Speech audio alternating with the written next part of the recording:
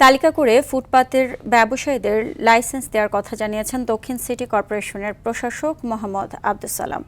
সকালে Dhaka medical college হাসপাতালের সামনের ফুটপাত দখলমুক্ত করে নান্দনিক পরিবেশ সৃষ্টি বিষয়ক পাইলট প্রকল্পের উদ্বোধন শেষে একথা বলেন তিনি।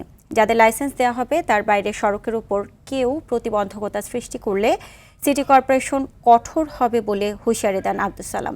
এছাড়া অল্প জায়গায় বেশি দোকান যেন বসতে না পারে সেজন্য হকার কোথায় বসবে সেটার গাইডলাইন দেওয়া হবে বলেও জানান ঢাকা দক্ষিণ সিটি কর্পোরেশনের প্রশাসক। আগামী এক সপ্তাহের মধ্যে জরিপ করে শৃঙ্খলা আনার বিষয়ে কাজ করা হচ্ছে বলেও নিশ্চিত করেন তিনি।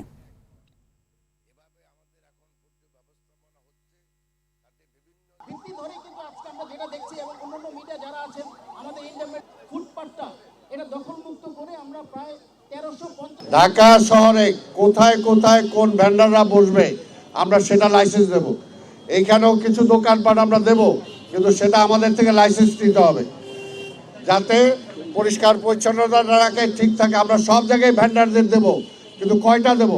10 জনের জায়গায় যদি আপনি এখন 1000 বসায় দেন তাহলে তো হবে না।